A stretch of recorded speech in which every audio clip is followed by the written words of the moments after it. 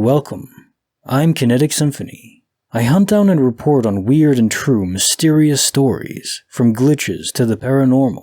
Did you know you can support the channel by joining? If you enjoy the videos, it's something to think about. On to the stories. This is my channel's weekly compendium, ending Monday, January 9th, 2023. Case file number 908, written by Rudolph Ferengi. The Nexus, a multiversal diner. We're in a large group, over a dozen people in 4 cars, on a road trip from Oregon heading across the country to New York. Along the way, we usually stop off at diners to grab a quick and most delicious meal. We plan this out ahead of time via Google Maps. I'm in the rear of the group, in a small town, a few minutes behind the others. Driving by a diner, I noticed my best friend's car was parked in the driving lot. I was a bit annoyed as we had not agreed to stop for at least another hour to coordinate and decide where we'll eat lunch and eventually sleep for the night. I pull off and into the parking lot, then go inside. Friend is there, not ordered yet. I joined Josh, was him and his girlfriend, and asked, "Hey, why did you guys stop? We were going to continue for another hour, I thought." His girlfriend responded, "We were hungry," and I was nagging him, so he obliged me. We all laugh. I sit down and order with them, realizing I'm famished too. Breakfast was only 2 hours before, and I like to eat. We eat and hit the road quickly after. I had texted in the diner to the group ahead, letting them know me and Josh were just eating, so they had presumably stopped to eat somewhere else further down too as a result. They never replied, so I just kept on going. I kept driving to our pre-agreed upon pit stop. Everyone was up ahead waiting there for me. When I pulled in and got out of the car, they were all asking me, "What the hell? Where have you been? Why didn't you answer any texts or calls?" They'd been waiting in that spot for 30 minutes. Here is the real gut punch. Josh and his girlfriend were the first ones to say this to me, but they're the ones I sat down with to eat in that diner. Apparently, they never made a stop in any diner. Not today, anyways. None of the group had. So who the hell did I eat lunch with? Also, the texts I had sent to the group while in the diner, they showed on my phone as having been sent, but they never went through until a few minutes before meeting up with the group. Another dose of confusion for everyone. I also received their texts, but only a few minutes earlier, and I didn't check them while driving. Best to practice safe driving, right? Case file number 909, written by Potato Goat Mystery, the mystery of a respawning tire cap. I can't stop thinking about what occurred today. When I went to check the driver's side tire's air pressure 3 months ago, I discovered that the tire cap was gone. Although it's entirely feasible, I didn't think they would forget the cap because I had just recently purchased this automobile from a dealership, and the individuals who were parking next to me at the time were quite volatile. Since they had previously dropped glass on purpose in my parking area, I simply believe that they had taken the tire cap to play me for a fool at the time. I didn't really give my new tire cap much thought, except for the fact that my neighbors are terrible. I received a notification today indicating my tire pressure was low, so I stopped at a gas station I'd never gone to before on the way home from work. The driver's seat tire is the first one I check, and it is low. I next check the other tires just in case. I take care not to put the caps on the ground because I don't want to lose them. Instead, I merely hold them in my hand. My keys and tire pressure checker fell to the ground after I'd paid for the air pump. When I picked up the tire pressure checker again, I noticed that the dial arrow had come off and was now loose and rolling around the face. I estimated how much air I thought I needed, and shrugged off the broken pressure checker because it was a cheap plastic thing that didn't cost very much anyways. As I'm shaking it around trying to figure out how the dial fell off, I noticed that I still have a tire cap in my left hand. I assumed that I just forgot to recap one of the tires, but all of them had caps, all of them. I checked and rechecked all of my tires and caps, and the crazy part is that the tire cap I was inexplicably holding in my hand matched the others. It was the missing cap from 3 months ago. But what really makes it a glitch is that I never touched the missing tire cap in the first place. I just noticed it was gone. I've never been to that gas station before, and I never picked anything up off the ground until I picked up my keys. Could I have possibly picked up someone else's missing tire cap subconsciously? I wanted to vacuum my car, so I cleared out some trash and looked around for some quarters. Could I have found it and held it in my hand without realizing? It's possible, but it doesn't really seem likely. What's tripping me out is the fact that the dial broke right before I noticed the tire cap in my hand again. It gave me chills. Bonus file written by OKStar8815, The Monster of Pure Darkness. It's been about a year since my husband and I had an encounter with this tall, mysterious creature, but I haven't been able to let go since it's been plaguing my dreams and keeping me from being outside at night, so I thought I'd share it here in hopes that anyone might have similar stories or encounters. It was the middle of winter, and everything was powdered and white. Life had gotten quite slow, so my husband and I decided to take our 2 small children to his parents' house to enjoy a date night together. My in-laws live only 4 blocks away from us on the very bottom of a mountain in Utah County, so it wasn't a far drive. It was around 4 in the evening when we left our kids with my in-laws, and we had only planned to pick up some sushi and head back home. By the time we were done and back in my in-laws, it was around 5:45 in the evening. The sun was shining brightly, but was about to make its way out for the night. We gathered up the kids, put their coats on, and headed out to the car. My father-in-law and 19-year-old brother-in-law walked out with us to say goodbye to the kids. As we were buckling them into their seats, we heard this horrendous noise. It sounded like a woman crying, a child laughing, and a bird cawing all at the same time. My father-in-law looked at me and said, "Are you hearing this?" My husband said, "Yes, you heard that too?" My brother-in-law mentioned he could hear it too. He just stood there silent, trying to dissect whatever the sound was and where it was coming from. And then I heard my father-in-law say, "Look on the mountain." About 100 yards away, he was pointing skyward. To get a better look, I swiftly removed my spectacles from my head, and sure enough, there it was. Over a bush, something large and black was crouching. We silently watched and listened to its cries. My father-in-law yelled, "I'm getting my binoculars," and then turned to leave for the home. The thing made an agonizingly quiet stop before slowly standing up and turning to face us. It was an 8 to 9 foot tall, all-black beast that was long and lean. A man's body, yet it is excessively long and slender. He would have passed his knees if not for the length of his arms. He had no facial features, no nose, no eyes, just darkness. We collectively stood in silence, staring at each other and the thing. About 15 seconds had passed and it began to quickly float up the mountain. I'm not talking float as in it was so fast you couldn't see its legs. I'm talking literally floating up the mountain. My husband describes it at about 20 miles per hour in speed. It wasn't long before he had completely dissipated into the tip of the mountain. I will never forget that day, and I have not seen one since. Hope to never see one ever again. Case file number 910, written by Joshua. Is this the instruction set for the universe? This happened to me when I was 22 years old. I'm 26 now. I was in my backyard doing some stuff when a young person appeared from afar near my yard, not knowing where he came from. He started walking closer to me. He's in all silken white, doesn't even wear any flip-flops or shoes. As he gets closer and closer and finally stands in front of me face to face, I realize that this young man was me when I was 19 years old. Yet he doesn't look stressed and creepy like I was at 19. I spoke to him and said, "You look so familiar to me. In fact, you look just like me, just way younger." Then he said, "I was the behalf of you." I said, "Behalf? What do you mean by behalf?" His response, "It's like we are twins. I'm the celestial, and you are my terrestrial. Soon we will be as one perfect person." Then I said to myself in my own thoughts, "Hell, is this a joke?" Then he spoke up again and said, "No, I'm not joking. I was literally you. As of now, I can't eat like you do, but unlike you, I can't die." How did this young man know my thoughts? Very confused, I said back, "I don't know you. So just please leave now. Your words are a bit odd, so please just leave."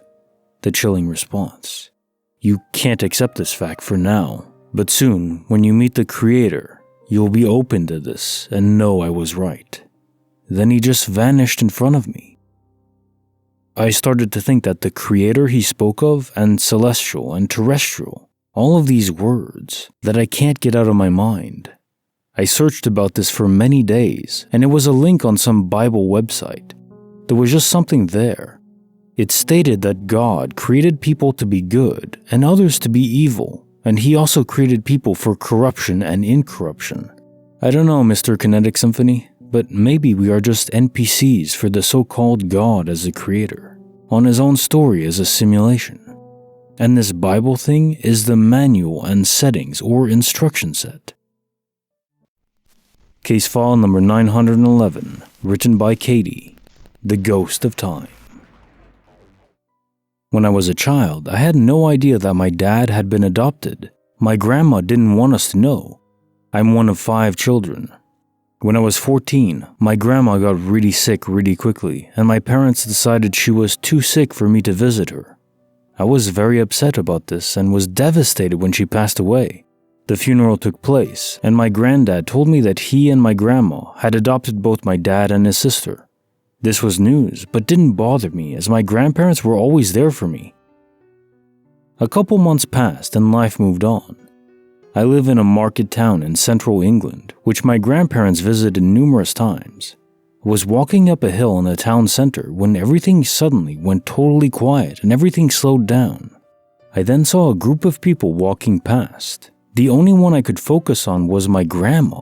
She waved and smiled at me, and then everything was suddenly back to normal. I was 14 and led a very sheltered life and wasn't taking any medication. I told my parents when I got home, and they didn't say they didn't believe me, but didn't really make much comment. For years I've thought about ghosts because I didn't get to say goodbye, but now I'm wondering if time itself glitched.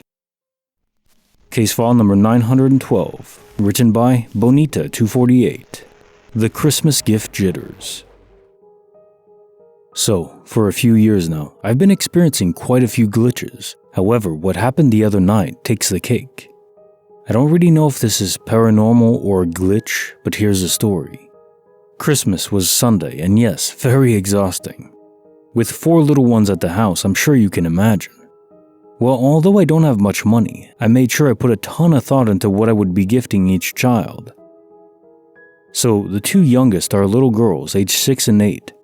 They both are still into toys, but are kinda iffy about dolls because I watch a lot of creepy movies such as Annabelle, Chucky, and so on. I decided instead for one of their gifts to be a noise-making stuffed puppet. The oldest daughter, Rena, has a flamingo that makes a chirping bird sound. The youngest one, Aya, has a puppy that barks. Simple enough and very cute. Well, the other night, it was me and Aya in the kitchen. Aya had Rena's flamingo. "Listen, Mommy, this bird is copying me," says Aya. "Copying me," says the flamingo. "What?" I said. "What?" says the bird.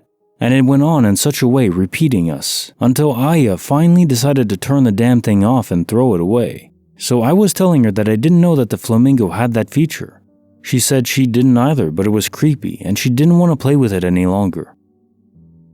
I called my daughter Rena so that I could ask her if she knew that her toy had this cool feature, but she was asleep. The next day, I was getting ready for work and saw the flamingo. Rena and my son were awake.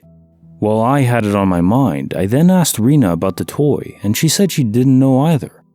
However, when I turned it on to demonstrate to them what it was doing, it didn't do it. It just made a chirping sound. Weird. So there's a button with a music symbol on it that you have to push in order to get it to sing. I pressed that button over and over, and only chirping came out. I shook the toy, talked to it, yelled at it, threatened it, examined it for any other buttons to which there weren't any, and it still only chirped. So now I'm feeling crazy. I woke up Aya to get her to act as a witness, proof that it actually was repeating to us the night before, and she confirmed it. I asked her what she did to make it do that. She said nothing. She just started talking to it and it talked back. Well, I had to go to work, so I left. But prior to punching in, I looked up the toy on the site that I bought it from and read the features. To my utter shock and horror, it only read that the bird chirps. I googled it also, and nothing was mentioned about it talking, let alone copying voices. I was totally creeped out, and I'm trying to figure out a way to throw the toy in the garbage without Rena noticing. Case file number 913, written by Imagination Field. Man morphs into a woman in a split second. Hi there. I'm a 25-year-old woman, freshman in college. I know, late start, but don't judge me. I'm finally here, so that should count, right? A late start is the least of my troubles, however, as I'm finding out. I eat out often with friends for lunch. The day this glitch happened, I went alone to my local Subway. By the way, this glitch happened 2 weeks ago before the holidays. My friends were studying extra and just Ubered food. So I'm in Subway ordering a tuna melt. I know it's uncommon to get this at Subway, but it's really good, try it. Told the man building the sub the ingredients I wanted on it. Simple lettuce, tomato, onion with mustard, salt, and pepper. He builds it, everything is normal, but then he tells me that I look very familiar. Do I come in here often? Yeah, I do, I told him, but I don't remember ever seeing him before. He had a very deep, gravelly voice. I definitely remember that, even if I somehow forgot his face. I don't think he was flirting either. He was older, probably in his 40s at least. The small talk didn't persist beyond that question. So I move up to the register area and look slightly down and to my right where the cookies are. Those damn Subway cookies always get me. They're excellent. Perfectly chewy every time. But they didn't have any chocolate chip left. I felt defeated. Oh well, no dessert today. Turned my attention back to the man. And now it's a woman, around my age, maybe a little older, wrapping up the sub at the register? The sub is the same, tuna melt, my ingredients. No one else was in the Subway right now besides one older man, and I mean senior, not middle-aged like the man who was serving me before. Same as when I came in, still eating a bowl of soup. The new girl even had on a light flowery smelling perfume, or maybe it was just strong smelling body wash. The man who was serving me had no scent that I could remember. She told me the total, and I was like a deer in headlights. She must have figured I was a crazy lady. I asked her where the man who was building a sub was before, and she said there's only one other worker here right now, another woman. What the dribbling duck? I paid and left. I have no clue what just happened. There isn't any way in hell that the woman was pretending to be that man. The voices alone couldn't be changed. Unless it was some TikTok skit, I'm at a loss. Also, should mention I didn't hear anything at all, no walking besides a slight scuffling on the floor when someone, I was presuming still the male worker, moved towards the register. Case file number 914, written by DaVincio18, The Crispiest Glitch. This isn't earth-shattering, but it still bothers me. I was hungry, but I'm on a diet, so I went to the kitchen just to get an apple. Honey Crisp, they're delicious and filling. Headed back to my office, and there's an apple just sitting there on the desk. I know for a damned fact that I had not gotten up before to get an apple, and I couldn't have missed it even if I had somehow forgotten I went to get one already. It was right there next to the keyboard. It's the same type of apple from what I can tell. Honey Crisp has a very distinctive pattern and color, and there was already one bite in it. Pretty sure it was my mouth and teeth pattern, although kinda hard to tell for sure. There's really nothing else to this.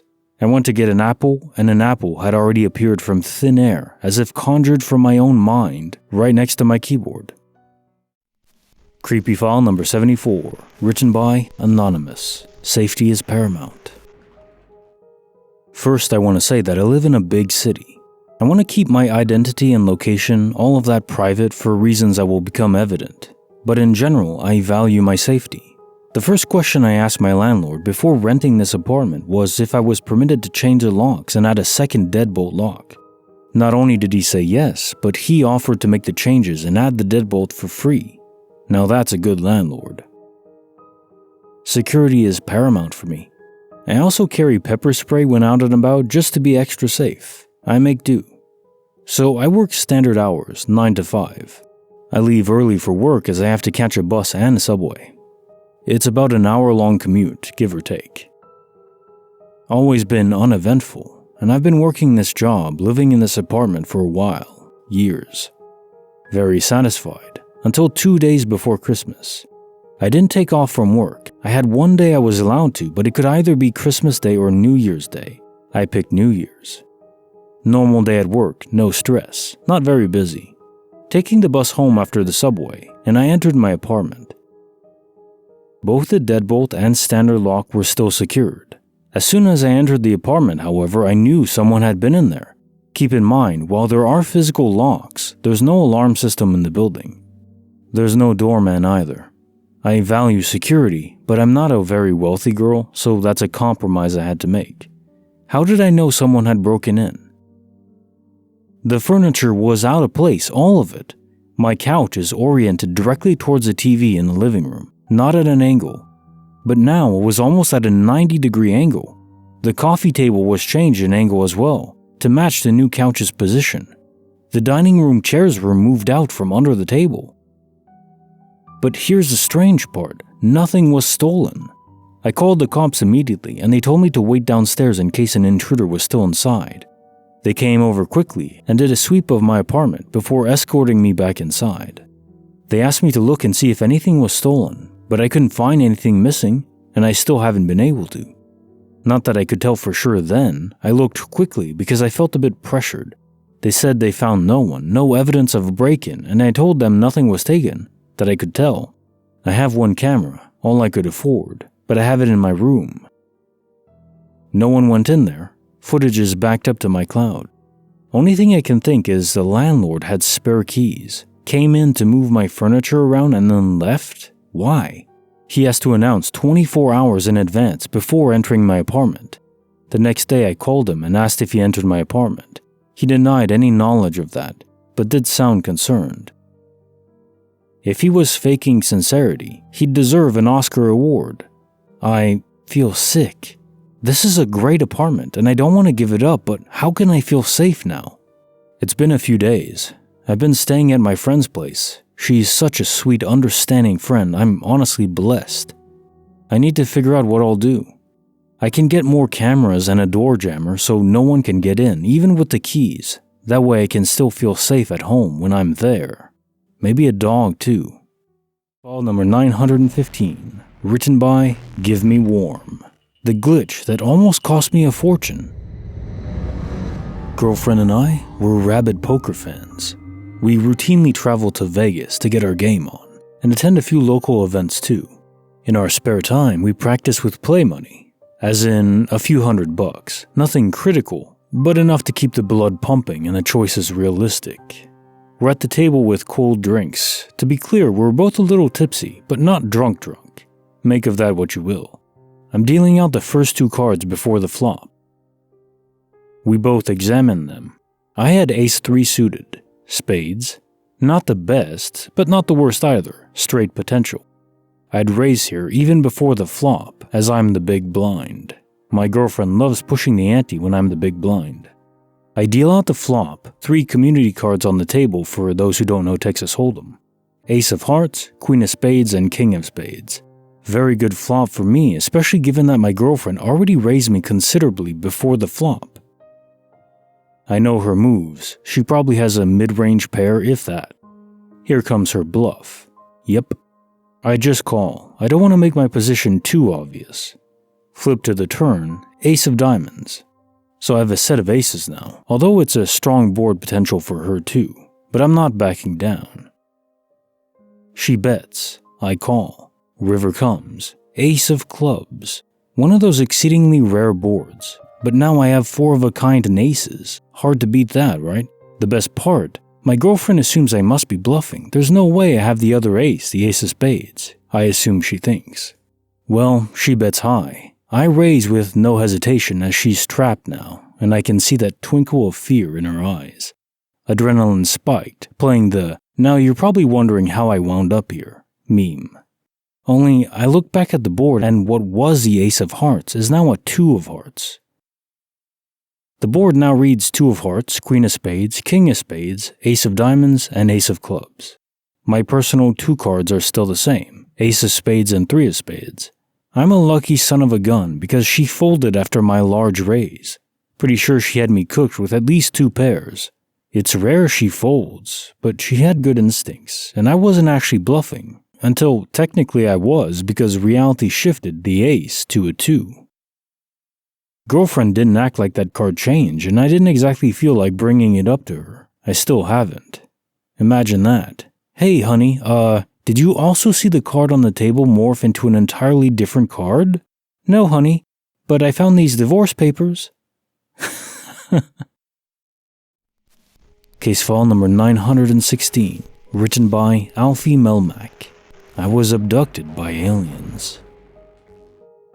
Whatever this was, it hit me over a decade ago. I've been able to recall most of the night's events through hypnotherapy. To be honest, I always thought this was bogus science and couldn't possibly work. Putting people under hypnosis is nothing like in the movies or TV, but if you open your mind up enough to fully relax, it really does work.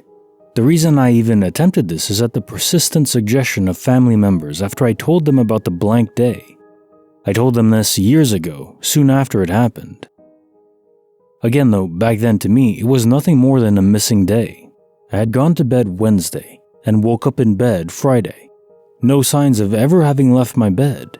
Naturally, that's impossible, short of being in a coma. My boss had called me, I had a record of that phone, and landline messages left. I lived alone, so there wasn't anybody to corroborate any weird happenings. All I knew was I skipped a day. I had medical checkups done, but everything came back clean. It's also important to note that I didn't have any unusual scars or bruises or implants. Since I wasn't some loony extraterrestrial theorist, I never requested to get checked for those things at all, but none of them were found. Wow, how times have changed. I'll now go over the fragments of information I've pieced together from my hypnosis sessions. Because I don't recall events in a chronological order, it can be challenging to construct a timeline that's coherent. There are two bigger chunks I can describe. I initially recall waking up to the fact that it was still dark outside. I never lower my blinds because the sun wakes me up naturally. I remember this feeling of anxiety at the time. The sun wasn't even close to rising. Not a sound, not a light to be seen.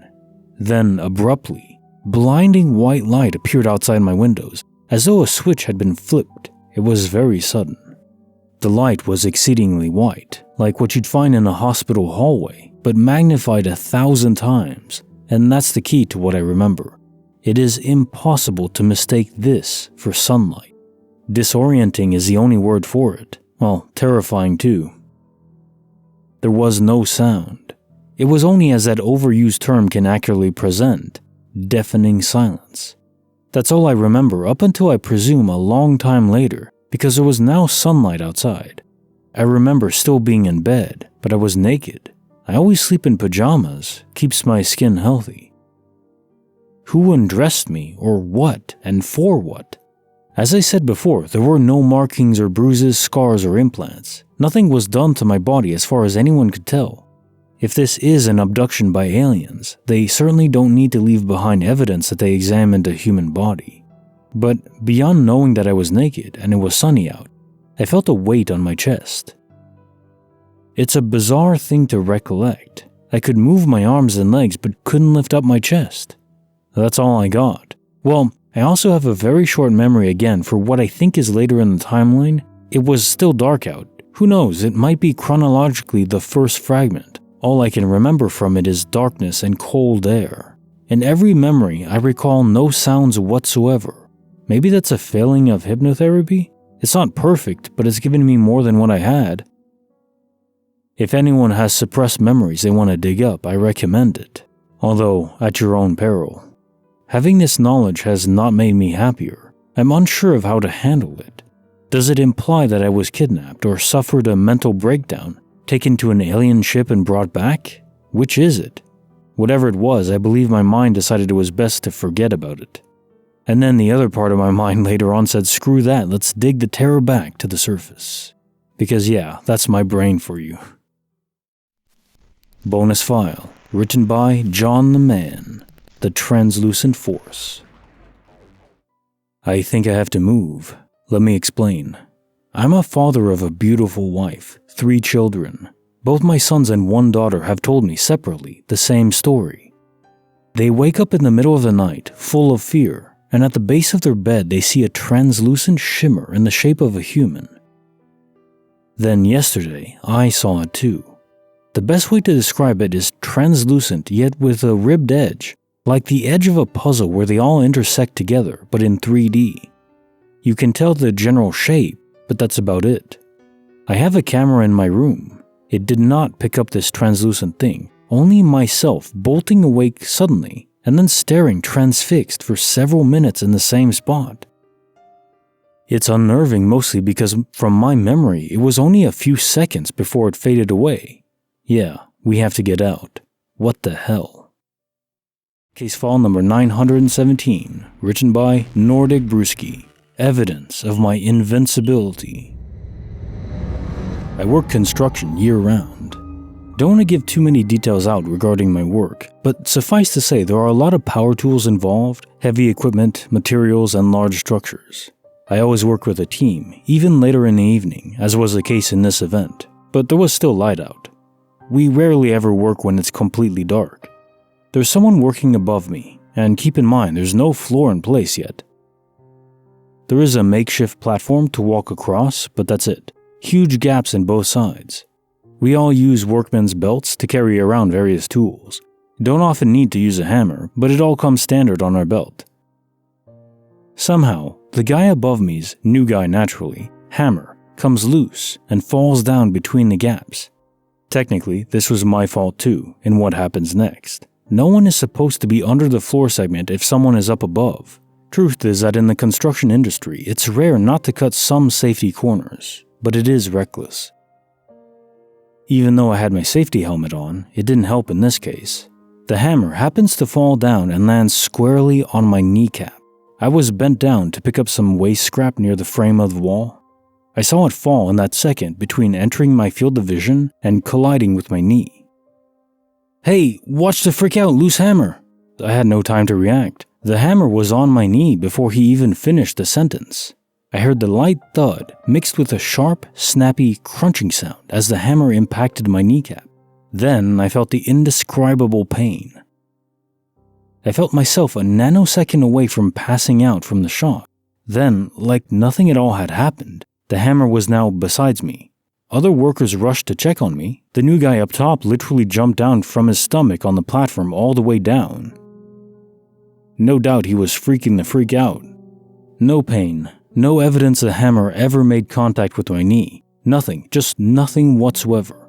Everything about this is weird and makes no effing sense to me. I felt strangely angry, and I don't know why.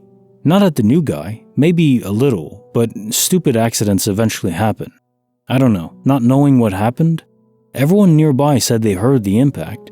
That sound when bone shatters is unmistakable, and it's etched into my brain. So I know I'm not going crazy, unless we all are. Case file number 918, written by The Black Derrière. Whoa, that's déjà vu. I own two beautiful pets, a dog and a cat. I nickname them Butch and Sundance because they're inseparable companions against the world, and they know how to wrangle me for all the food I've got, daily. It's a problem, but they're too effective. It's my daily morning routine. Feed and water them up while Sundance meows her little cute vocal cords off. Relentless she is. And yes, I'm taking some liberties on genders here. Color me playful, dear Watson. Now they're gorging themselves, so I return, with coffee in hand, to my study room. I always try to catch up on a bit of reading after showering. What's a better way to wake up than pages of literature and coffee in the morning? The pages go by, coffee is nearly depleted, when Sundance walks in, escorted by Butch. They don't always come to pay respects to their food slave, but when they do, they tend to sit next to me, two-seat couch, cuddled up together. It's downright precious. Okay, back to my pages. I look down. Peripheral vision just above the book slightly reveals that Butch and Sundance are strolling into the room again. I make a quick glance to my left side. They're no longer next to me. What the? They carry out the identical actions once more. I swear it was similar to the Matrix's Deja Vu experience, but with a small dog involved as well. The same head motions, brief glances up at me, and Butch even play-biting Sundance's head. He always does it. All happened at the same time as before. It merely repeats what happened just a moment ago. I'm a middle-aged woman who has never experienced anything unusual in her life. Case file number 919, written by Hollywood Paladin. Can a phone teleport? My friend Lucas and I were out for a hardcore night on the town, painting the city red, go hog wild. Well, not really. We ordered some burgers at a local pub, actually quite good all things considered. We both had 1 pint of beer, but only 1 pint, that's it. So before we leave the bar, I order up an Uber on my phone app. 7-minute wait, not bad. We decided to wait it outside. The bar was much too loud now. Lucas said, "Hey man, I forgot my phone at home. Can I use yours for a second? If I don't text my girlfriend, she'll be worried and I'll never hear the end of it." Naturally, I say sure, hand him over my phone. Truth is, I hate giving out my phone to anyone. So much of my life is on that thing, for better or worse. But he's my best friend, and I know he'd never intentionally steal it or lose it. I still believe that. That said, he did lose it. In a way I can't blame him for whatsoever. He was holding it, sending a text to his girlfriend. After that, by habit I figured, he lowered his arm to put it into his jeans front pocket. He was cupping it in his hand so the majority of the phone was obscured from the angle I was viewing it from. But I still see the edges of it and through his fingers, entering his pocket. I told him, dude, are you forgetting something?" He has this incredulous look for a second, then giggles like an idiot, before putting his hand back in his pocket, exclaiming, "Sorry dude, it's force of habit. I do the same thing, it's automatic, so no worries." I'm sure you can all figure out what happens next. The phone is gone, not in his pocket anymore, not on the ground. So, some important details here. My friend is a clumsy guy. It's actually pretty bad. Whenever he comes over to my place, there's usually at least a drop plate or he'll somehow bang his head on a desk or something rather absurd like that. So is he some fantastic secret magician that's perfected the art of sleight of hand? Yeah, over my dead body he is. Secondly, he's been my close friend for over a decade. There's no world where he steals my phone willingly.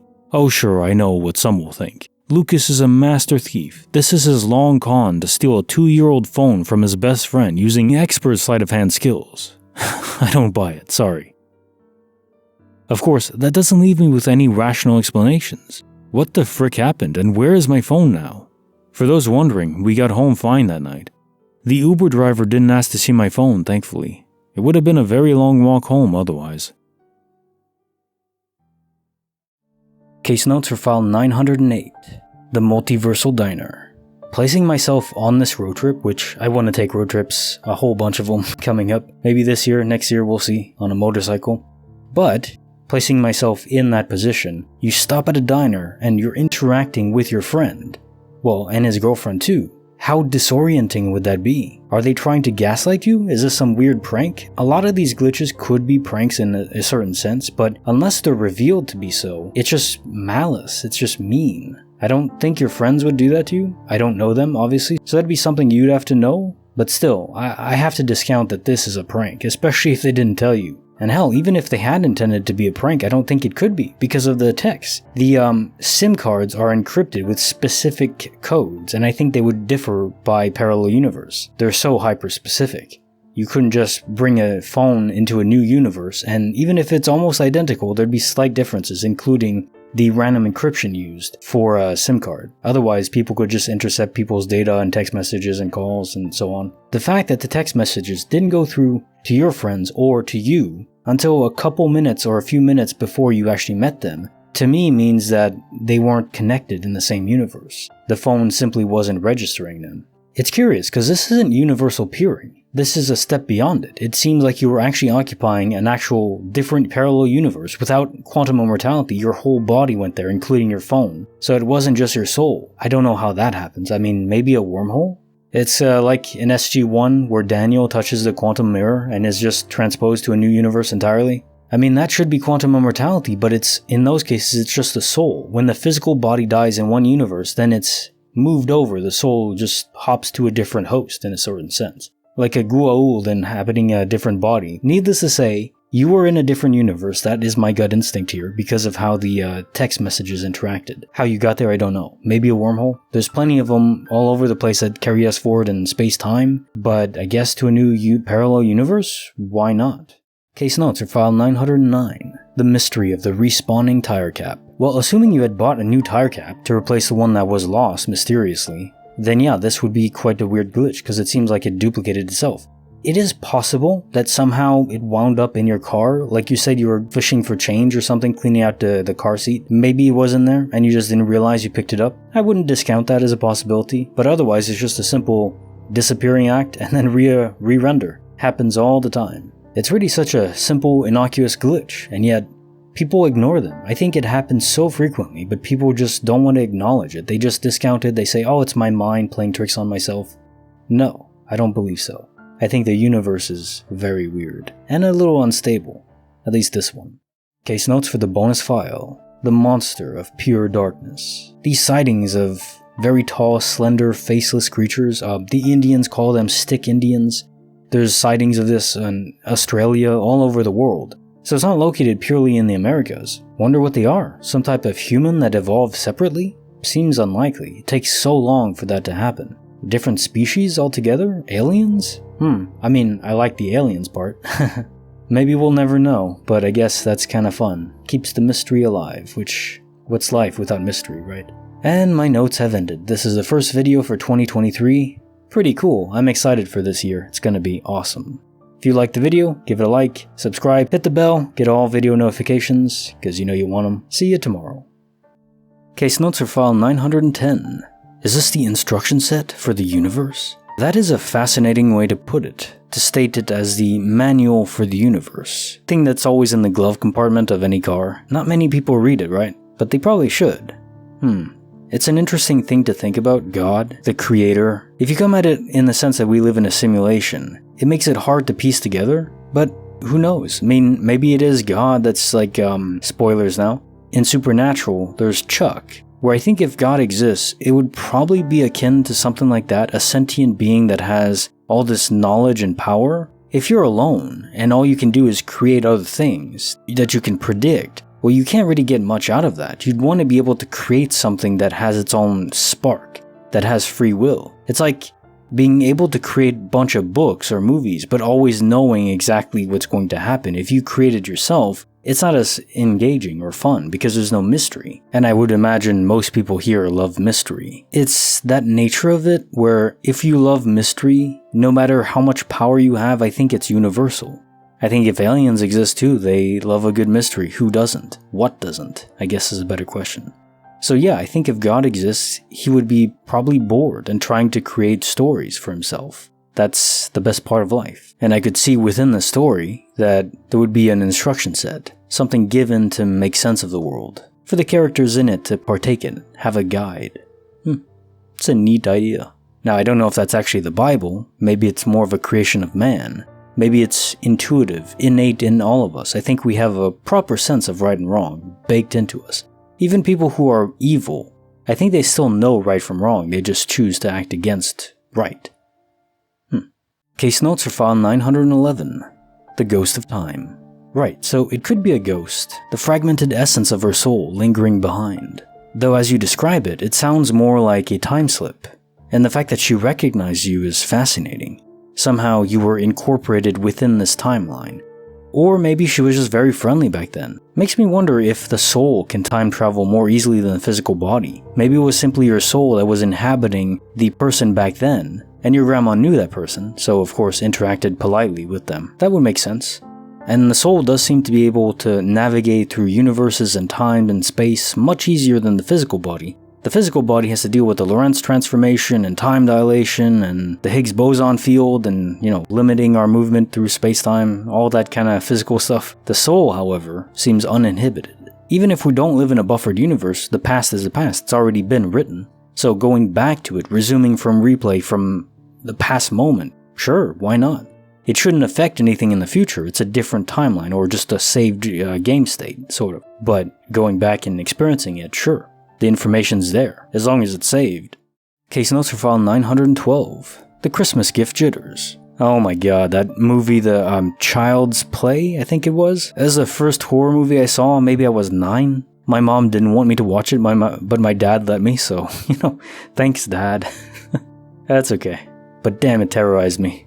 That's one hell of a movie to watch as a young kid. It does bring up a question: can a soul inhabit inanimate object? I don't think so.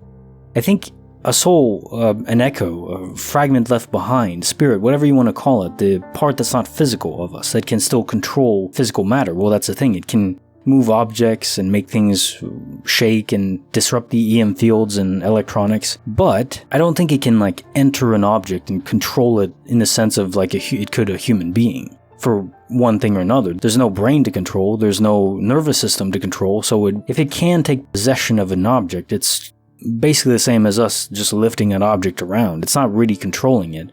I don't think it would be able to manipulate like the vocal cords or however sound is produced in a doll. So really, I don't know what would cause this. This is freaky, honestly. And yeah, burn it with fire or toss it away, and if it comes back, just burn it again, bury it deep in cement.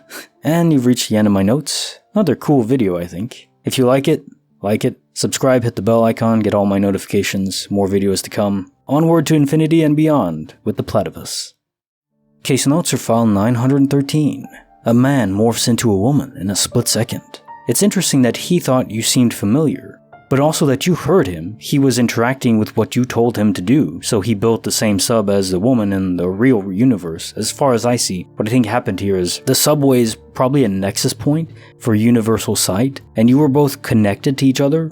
You were seeing into his universe, and he was seeing you in your universe.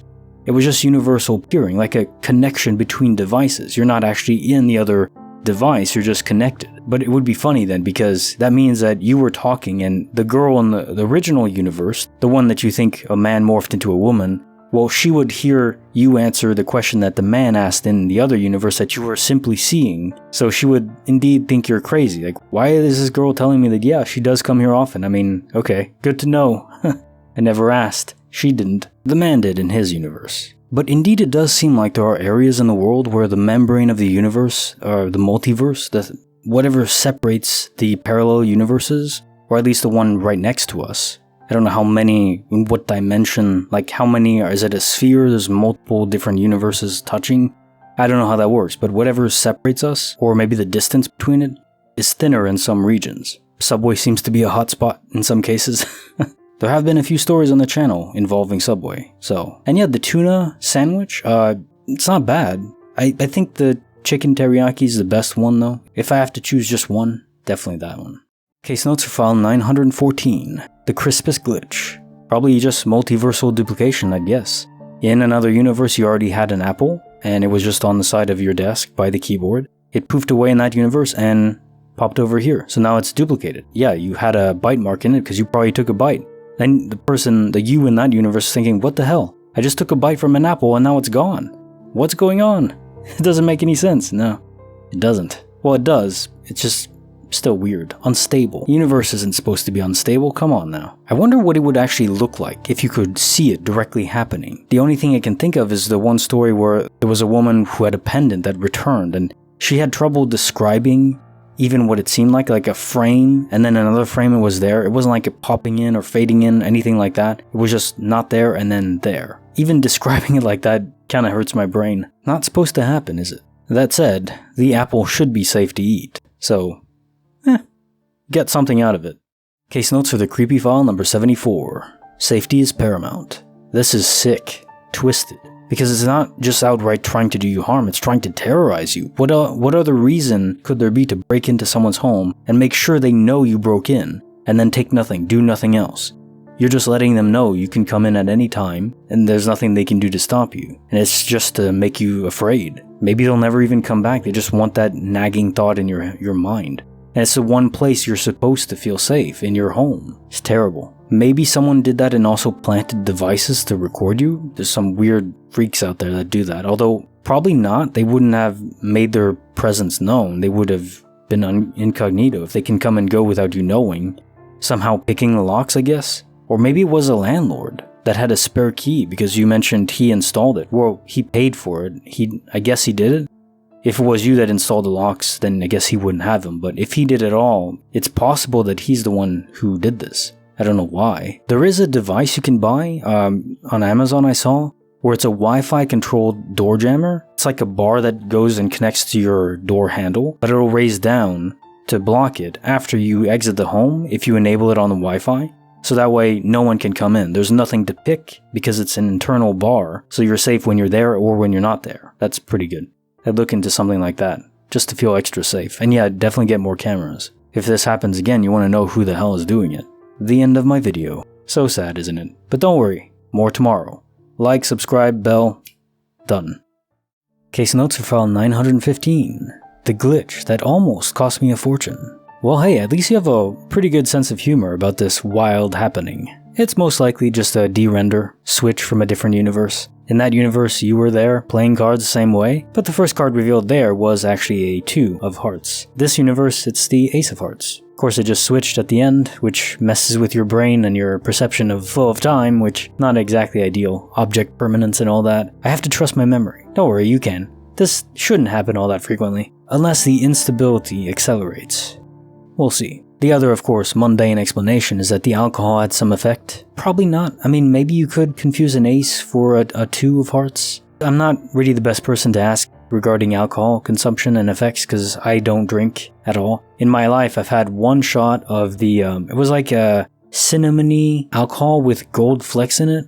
Gold Sugar, I think it's called. And all I did was apparently giggle at everything, so I don't like losing inhibitions. I'm too stuck up for that. Case notes for file 916.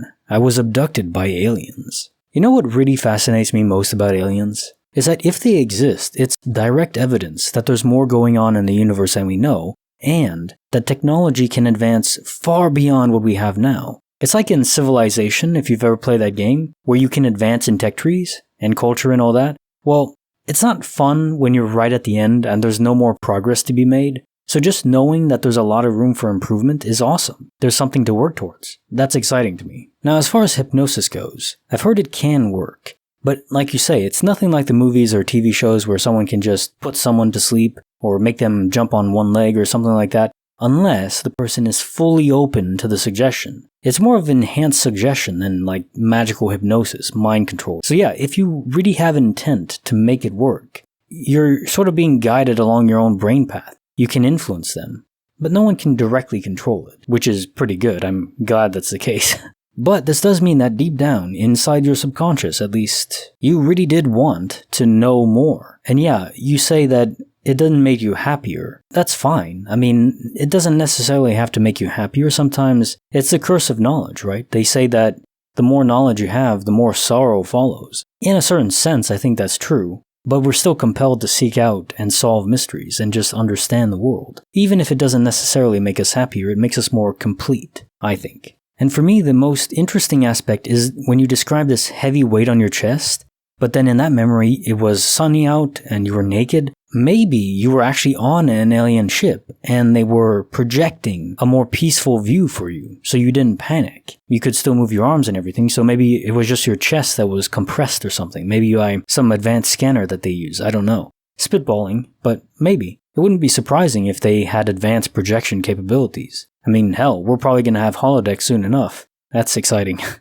Case notes for the bonus file. The Translucent Force. Yeah, I agree, get out. I mean, I know it's your home, and it's tough to move, but by what you're describing, I don't think there's an actual entity there. I think it's something making you witness this translucent entity. And the same thing for your kids. Maybe your wife hasn't seen it yet, but whatever it is, it seems like it's not intending anything good. You don't make other people see weird, terrifying entities if your intent is pure. Burn the rubber on the road. And the end of my notes. Another day completed. More mysteries solved. Well, some are solved, some are unsolvable, but we'll see where they go. Case notes for file 917. Evidence of my invincibility. Sometimes there are core details in stories that really just strike me as incredible. And the most incredible in this one is that other people heard the hammer make impact with your knee, which by the way just sounds absolutely unimaginably painful, and I never want to experience anything like that. If they heard it make impact with your kneecap, it means you're not in a quantum immortality state. You didn't die from like shock or something and then go to a new universe, because then they wouldn't have heard it. Or is it the state where the universe like rewinded or something? You're in a new universe and it still happened there. But no, because they wouldn't have heard it at all. I did actually have, I don't know if you can tell, my middle, I'm not giving people the middle finger here. My middle finger is broken. When I was young, I don't know, like 10 or something. It got slammed into a door and cracked. Could reset it, but that was expensive and unnecessary. It didn't actually do anything, it just grew in crooked. There's no pain, it's just a bit bent. That was not fun. I don't remember hearing a crack though. Maybe the pain just obfuscated the sound. Well, the door closing as well kind of makes a sound, so. But yeah, maybe you're not in a new universe. Maybe you're learning that you are actually very resilient in some way. Like the unbreakable Bruce Willis character. That'd be pretty cool. Maybe some of us have actual superpowers. Case notes for file 918. Whoa, that's Deja Vu. Butch and Sundance. Good duo. Repeating events are ruling out astral projection. If they projected their souls in both your dog and cat, it's unlikely they would have repeated the exact same movement pattern as when they first entered. Maybe animals would. My guess is it was a buffered reality event where you were seeing things ahead of time, as they would play out. Buffered reality just means that we're in the replay format of reality, so we already made the choices and now we're just experiencing them. So it's not hard to imagine that we could just skip ahead for some moment. I don't know why this would happen. Is it something with the person's brain that's wired into the universe more directly? Or is it like a will, a force that's enacting this replay setting? It's a sort of download into your brain, a direct hard jack connection that enables you to see what already happened, but before you're supposed to, like just skipping ahead in a movie, and then rewinding back. But that said, my gut says this isn't supposed to happen at all, so is it just more evidence of universal instability? Case notes for file 919. Can a phone teleport? Well, I'm glad you and your friend got home safely. That's important. Is it possible that your phone, you mentioned he's clumsy, maybe he did just drop it? You both just weren't very alert? Didn't hear the sound, maybe? Cars passing, I guess? Conceivable? Maybe it fell into like a storm grate? You didn't mention like a grate or anything that could have fallen into, so probably not that. But maybe you just didn't notice it? It actually would also explain, well, I don't know if you tried to locate the phone. There's different apps you can. Like with Google, you can just locate the phone via GPS. As long as it's active, you could find it that way. Unless it's obscure, the signal couldn't reach it. If it was damaged or underground, that would explain why you couldn't locate it. But if not any of those things, then yeah, it's probably just DOP. It's gone. And did it teleport? Well, sort of, unintentionally, against its will. Somewhere else in a different universe, now you have two phones. I wonder how that would work. Well, actually, there was the diner experience where the phone couldn't connect to the network. I think that's how it would work. You would have two phones in that universe that it traveled to, but you wouldn't be able to use the network there because the SIM card wouldn't be compatible with the encryption. Yeah, something like that. You just have two phones. You could use it for another camera or something. It's not too bad. End of my notes. More coming next week. If you're not aware, I've been reading shorts as well on the channel. You can go to the channel page and just click on shorts and you can find all the ones I've been narrating. I release 2 every Sunday now. Enjoy those too. Little tiny glitch morsels. I love it. For this video, like it, subscribe, hit the bell. Good stuff. See you soon.